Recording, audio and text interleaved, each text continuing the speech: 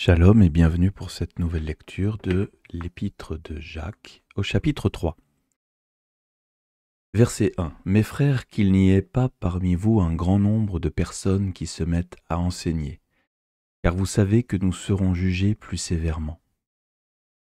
Nous bronchons tous de plusieurs manières.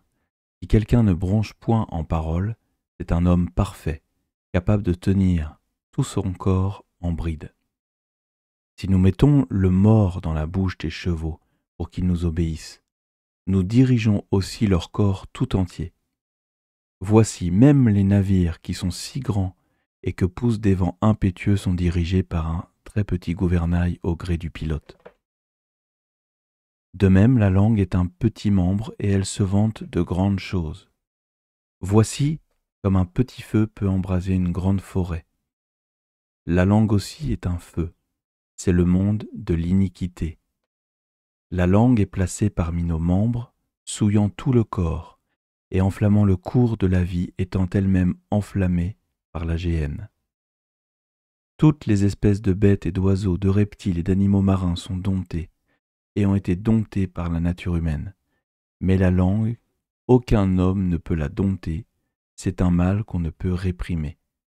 Elle est pleine d'un venin mortel. Par elle, nous bénissons le Seigneur notre Père, et par elle, nous maudissons les hommes faits à l'image de Dieu. De la même bouche sortent la bénédiction et la malédiction. Il ne faut pas, mes frères, qu'il en soit ainsi. La source fait-elle jaillir par la même ouverture l'eau douce et l'eau amère? Un figuier, mes frères, peut-il produire des olives ou une vigne de figues? De l'eau salée ne peut pas non plus produire de l'eau douce. Ces 12 versets pour nous montrer, et Jacques doit combattre, je pense, ce problème régulièrement, de ce qu'on appelle dans la Bible lashon hara, la mauvaise langue, qui est un vrai fléau, parce que cette langue, quand elle n'est pas gérée comme il le faut, peut créer des divisions, peut créer des problèmes. Donc ici, le message est assez clair. Attention à ce que nous pouvons dire. Réfléchissons avant de faire quelque chose et sachons dire que notre bouche peut apporter bénédiction et malédiction. Le verset 10 est quand même très, très joli. Et que de la même manière que nous savons dire des choses horribles assez facilement, nous devrions aussi pouvoir bénir. Et je vous encourage, mes frères et sœurs, si vous n'avez pas l'habitude de le faire, à bénir les uns ou les autres, à bénir ceux qui vous accueillent, à bénir ceux qui nous entourent dans notre communauté.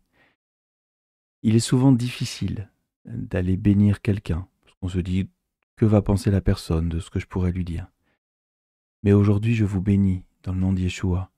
Je vous bénis, ceux qui écoutez cette vidéo. Je vous bénis et je prie pour que votre journée soit belle. Je prie pour que vos problèmes familiaux soient résolus. Je prie pour que vos mésententes et peut-être vos disputes entre couples avec vos enfants soient résolues.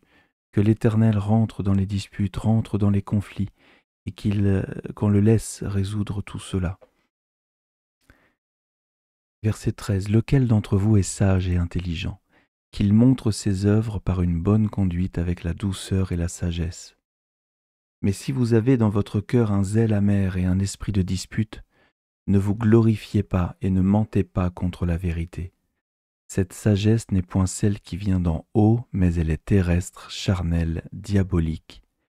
Car là où il y a un zèle amer et un esprit de dispute, il y a du désordre et toutes sortes de mauvaises actions. La sagesse d'en haut est premièrement pure, ensuite pacifique, modérée, conciliante, pleine de miséricorde et de bons fruits, exempte de duplicité, d'hypocrisie. Le fruit de la justice est semé dans la paix par ceux qui recherchent la paix.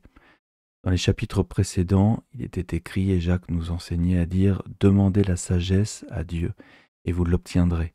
Ici, nous voyons qu'il y a une sagesse qui vient d'en bas, qui est terrestre, charnelle, diabolique, et qu'il y a la sagesse qui vient d'en haut.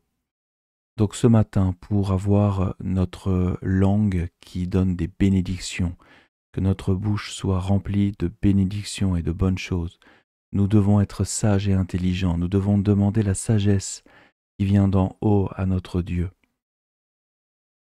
Il est simple de se transformer, il suffit de le vouloir. Mais avec l'aide de l'Esprit Saint, c'est beaucoup plus simple.